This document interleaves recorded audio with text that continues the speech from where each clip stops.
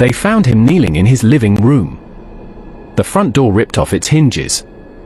His little girl was crying in the corner.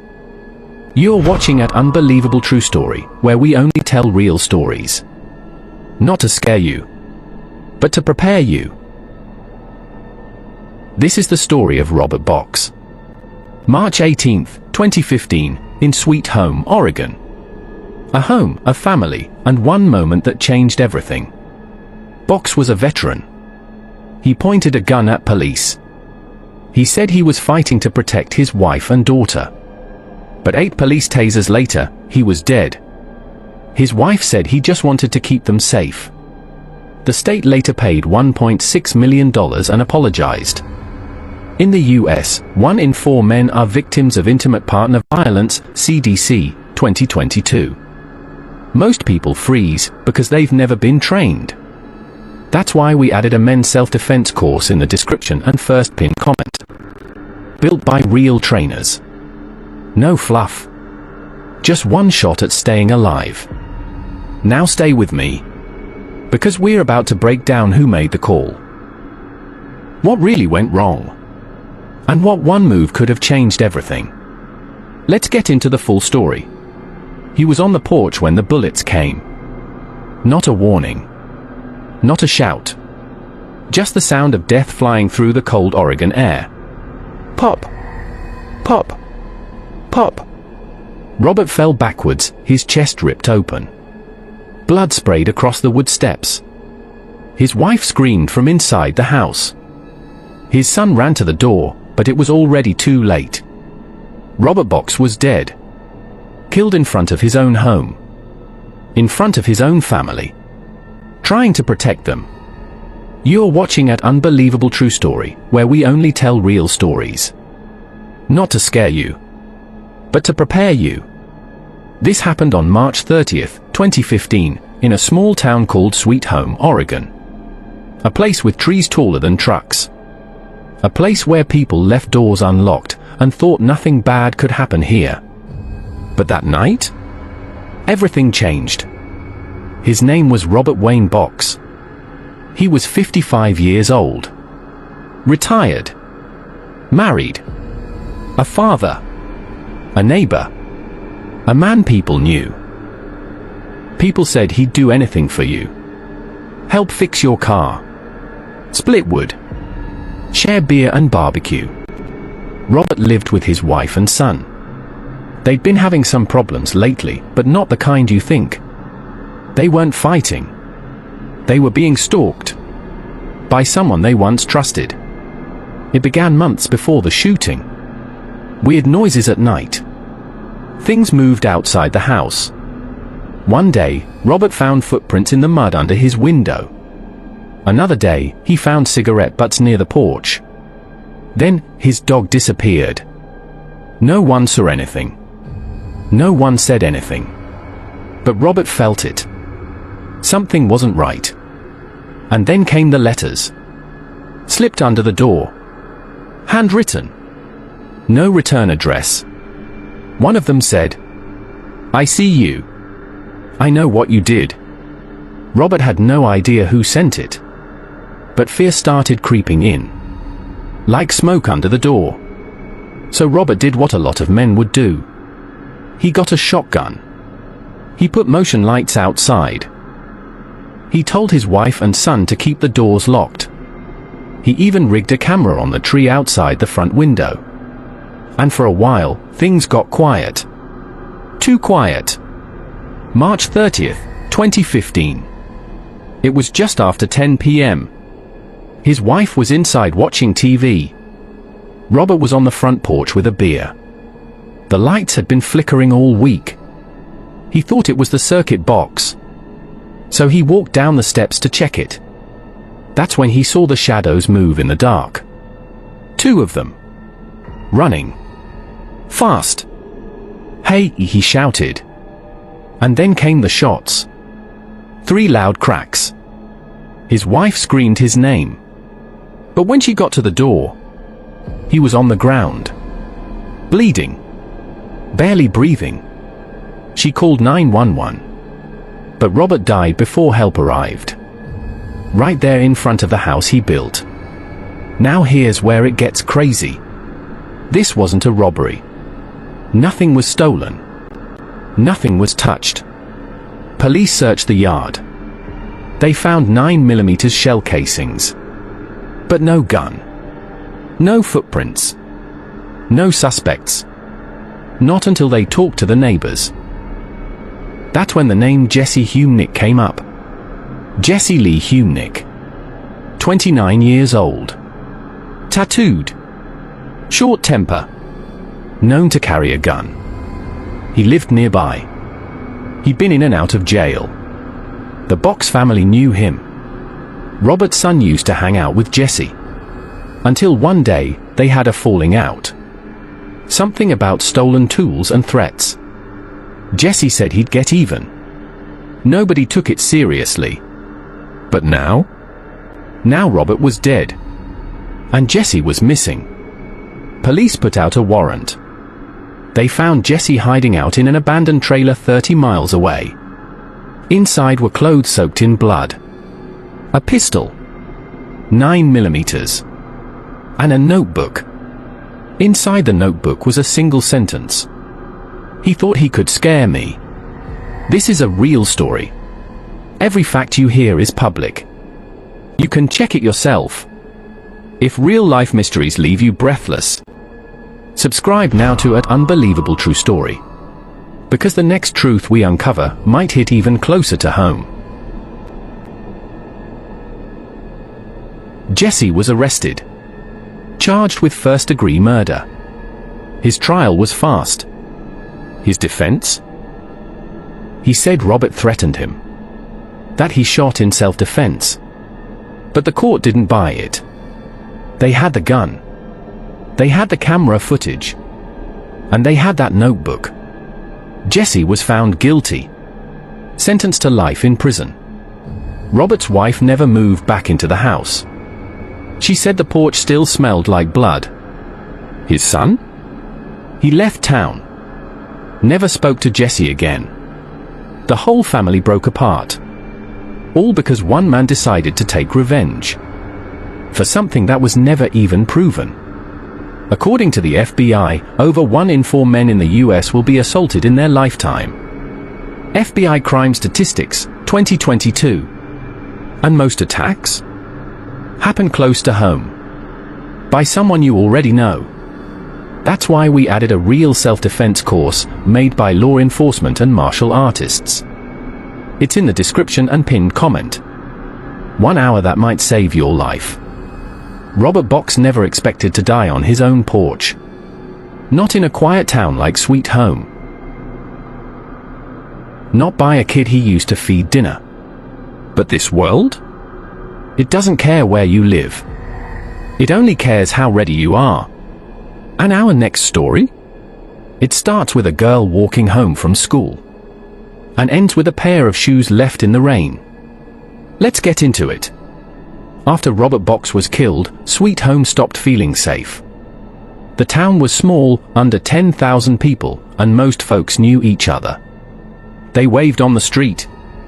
They helped with flat tires. They watched your dog if you went out of town. But now?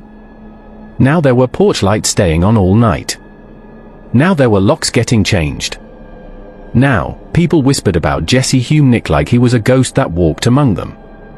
A few years before the shooting, Jesse was just another kid from a rough home. No dad.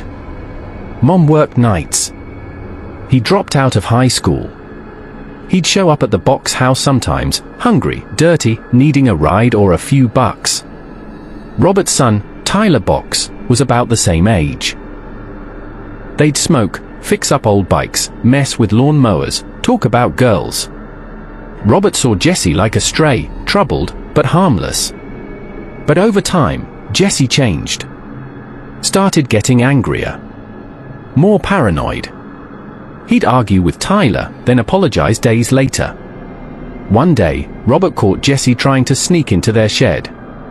Said he was looking for his wrench.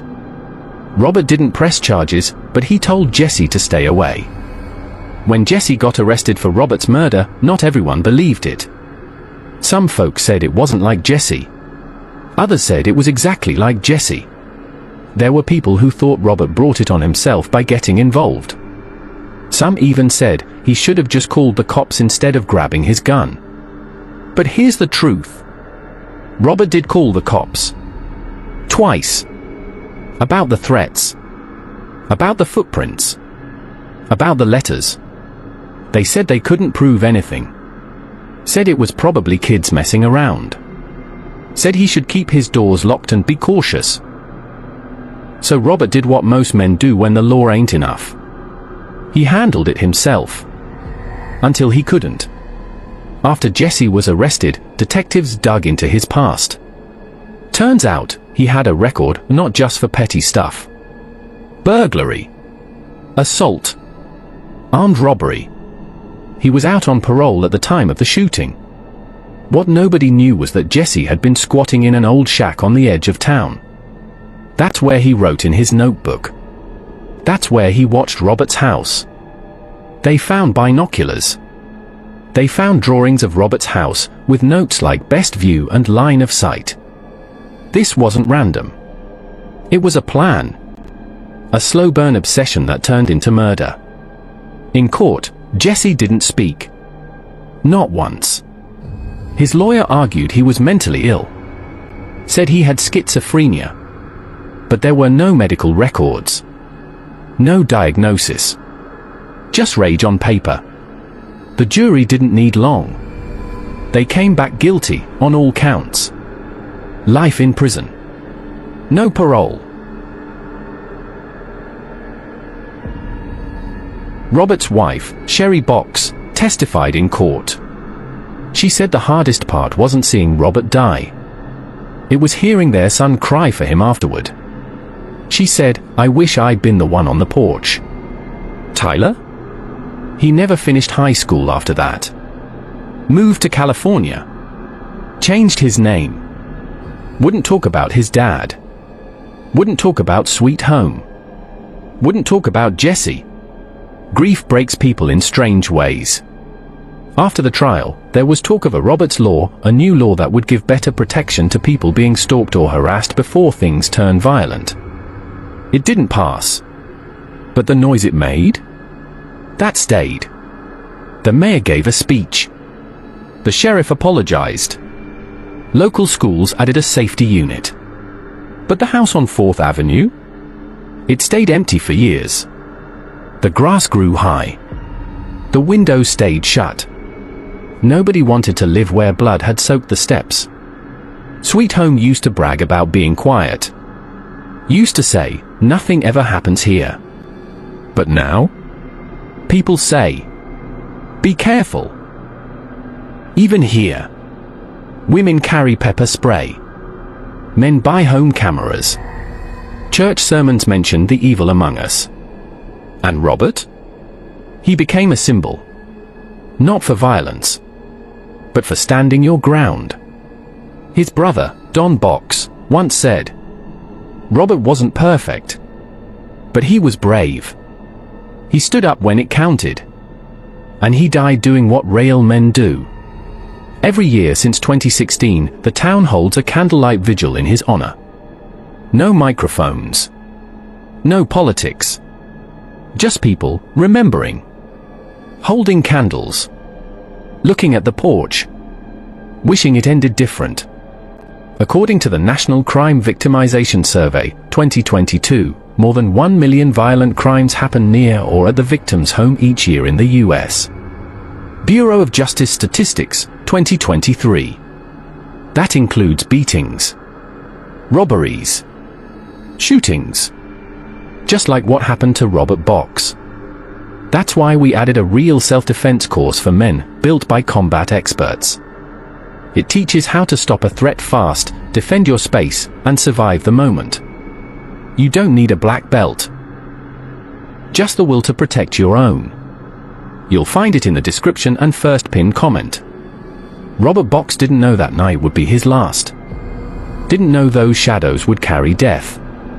Didn't know the kid he once fed dinner would become his killer.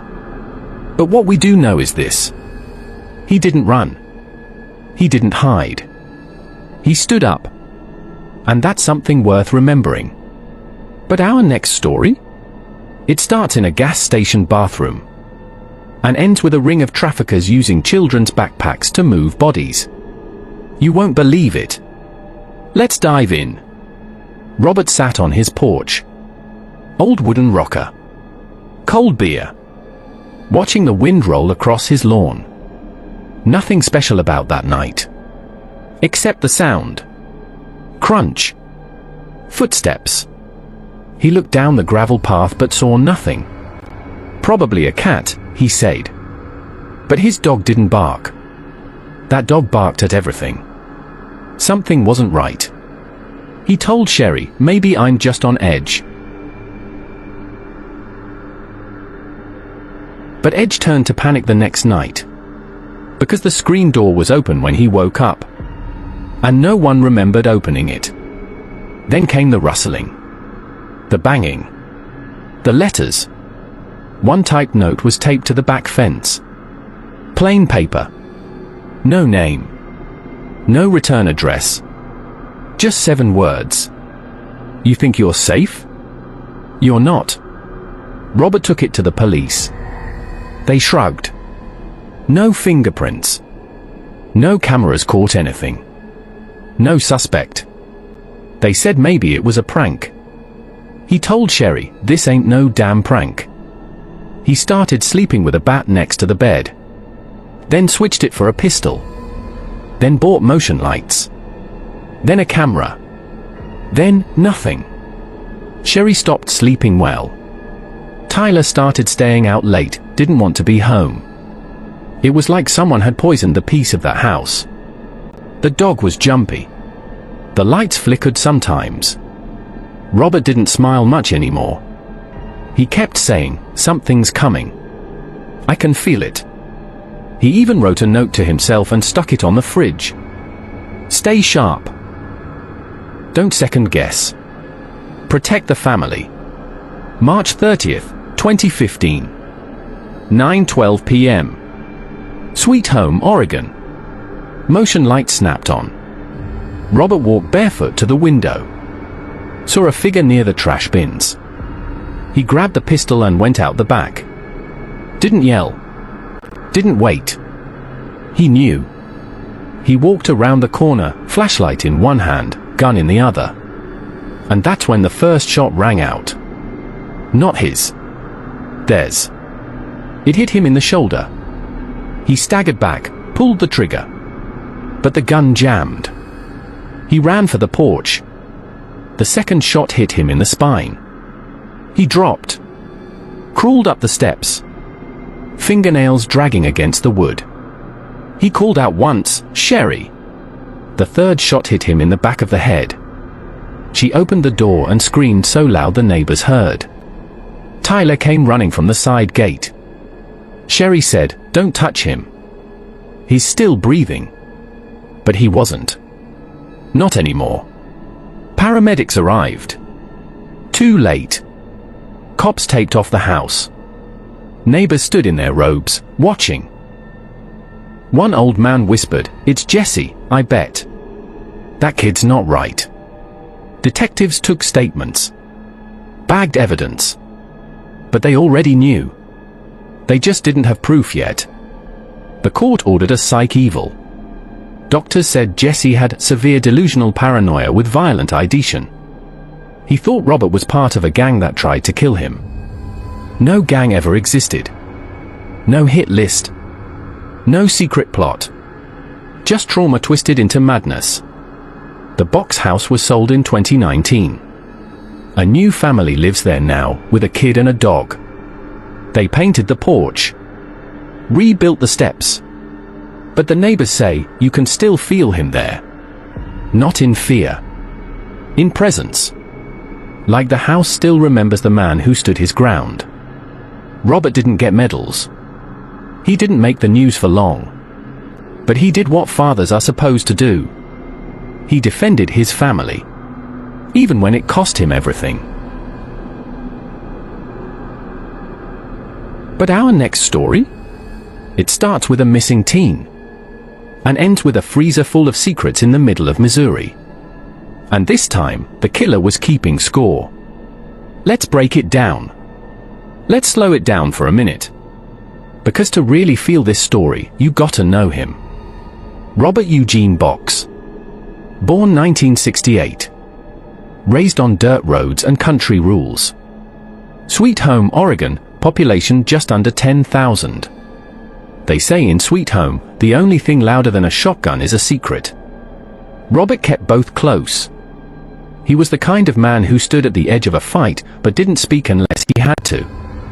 Worked at the local mill. Fixed his own truck. Paid his debts. You'd see him walking through Safeway in worn boots and a faded flannel, nodding at everyone. Never flashy. Never loud. But solid. This wasn't a movie. This wasn't a bad neighborhood story. This happened in a small, quiet town. To a man who had friends. A job. A home. And a target painted on his back by someone he once tried to help. There's a reason we put that self-defense course in the description and pinned comment. It's not about looking tough. It's about surviving. It's built by real combat experts. Simple moves. Clear steps. To stop a threat and make it home. Because sometimes, all it takes is 1 second of knowing what to do. Robert Box wasn't a hero in a cape. He was a man. With calloused hands, a stubborn streak, and a heart that beat for his family. And in the end, that was enough. Next time? We're heading to Alabama, where a babysitter vanished during a storm. And what they found in the shed still makes the cops whisper. They say when a man dies, the world keeps spinning like it didn't even notice. But in Sweet Home, Oregon, for a few days at least, the world did stop. It stopped when the news broke.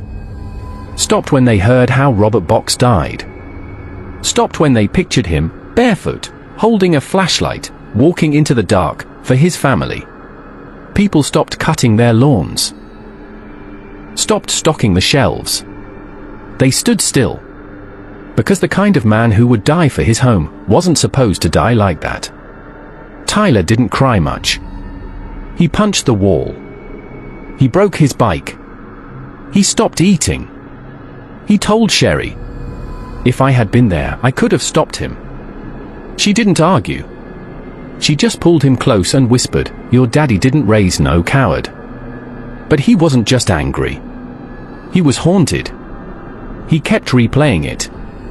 The creak of the porch. The flash of the gun. The silence after. Over and over, like a movie on loop. Just 24 hours before Robert was killed, the family had dinner together. Spaghetti night. Robert told a dumb joke about vampires eating garlic bread. They laughed until Tyler spilled his juice on the carpet. Robert smiled and said, "You'll clean it tomorrow." But tomorrow never came. Tyler never got to clean the juice. The carpet still has the stain. And now, it hurts to look at. Sweet Home turned loud. People weren't just grieving, they were angry. At Jesse. At the justice system. At the idea that this could happen here. Town meetings were packed. One neighbor stood and shouted, "If Robert Box can get gunned down on his porch, what chance do the rest of us have?" Another cried, "He served this town better than the mayor." People lit candles. They left notes on the steps. They started petitions for stricter background checks and better emergency alert systems. But in the end, the only thing that really changed was the town's heart. It didn't feel safe anymore. After the funeral, Sherry couldn't sleep. The bed was too big. The house was too quiet. She said she kept hearing Robert's boots in the hallway. Swore she heard him open the fridge. He was gone, but not gone. So she did something most people wouldn't. She left the house just as it was. His flannel shirt still on the hook. Coffee cup still in the sink. The chair he sat in? Never moved. She said, if his ghost is walking through that house, he deserves to see it just how he left it. Let's rewind. Because maybe we could have seen it coming. Jesse didn't just snap out of nowhere. 6 months before the shooting, he was evicted from a trailer park 3 streets down. He left holes in the wall, rant scribbled in Sharpie, and a pile of rotten meat in the fridge. One of the notes said, "Everyone's watching me. Everyone will pay." The landlord filed a police report. But Jesse disappeared for a while. And no one followed up. He was in the system, but no one pulled the thread. And maybe that's the scariest part. Because most killers don't wear masks. They wear dirty jeans and live down the block. Jesse stood in court with a cold stare. Didn't say a word. Didn't cry.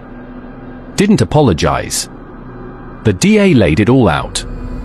Motive. Method. Murder.